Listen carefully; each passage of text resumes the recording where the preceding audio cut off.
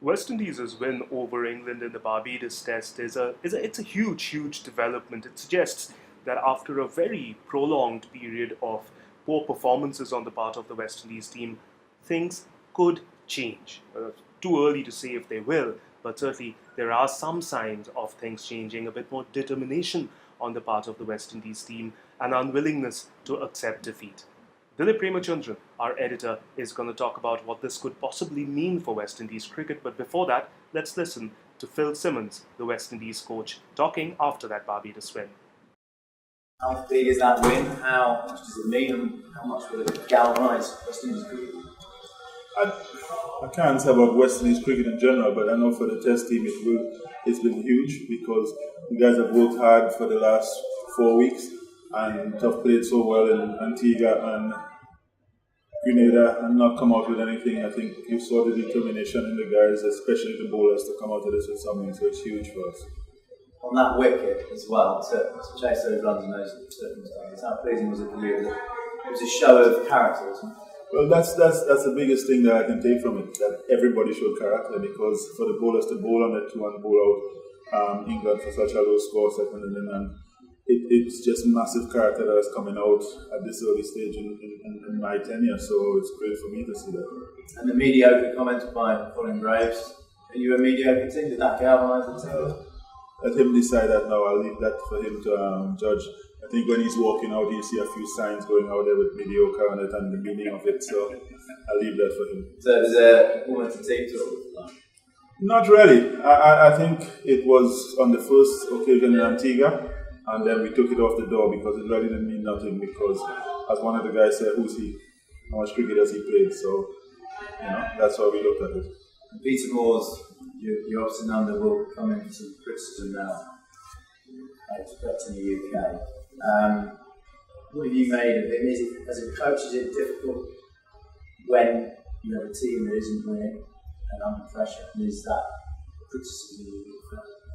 It is, and I suppose the criticism will come because the media will see it as number 3 playing number 8. And I think the part about it, you have to watch at the cricket and how the cricket was played. I think we were estimated by the media, I'll put it that way, as and Colin Graves' statement showed it that there was an underestimation of what we can do. I don't think it was done by the team, but he's going to come into that sort of criticism because it's number 3 playing number 8. Mr. Simmons, how are you enjoying your role as coach at West Indies so far in terms of trying to get the team back up your rankings and pick up on the force once again?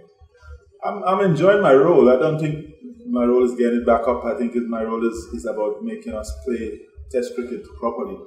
And with playing Test cricket properly, we'll get to where we deserve to be from the way we play. So I'm loving it, and it's been great for the first 4 weeks. This was a momentous victory for West Indies cricket, perhaps one of their best in the past decade. Given where this team was after another failed World Cup campaign, with several of their most experienced players headed off to the IPL instead of playing these test matches, and against an England side looking for redemption of their own after a winter of discontent, there were very few expectations from this side led by Dinesh Ramdan. But starting with that remarkable rearguard action in the first test, which allowed them to save it, there were enough shoots of revival in this series to suggest that the doomsday picture for cricket in the Caribbean may not be that accurate after all. The selectors who have opted to move on from a more experienced generation and invest in youth, they seem to have been vindicated, especially by some of the performances in this series. Jermaine Blackwood with a century in the first test, and again a very vital innings in a tricky run chase in Barbados. His partnership with Darren Bravo, which allowed them to clinch that game. And especially the composure shown by Jason Holder, whose leadership and the calmness with which he led during the World Cup, it impressed many people. He came into the test side, the way he batted and bowled at times during the series suggests that he can very well make that transition from the shorter formats to test cricket. The Shivnarine Chanderpaul era may be over as far as the batting is concerned, but there is definitely enough talent there, provided West Indies cricket can get its administration right. That's been a basket case for a while now. But if they can get a stable administration in place, there are the players there, especially younger players, who they can build a team around, and a team that could well become a force again.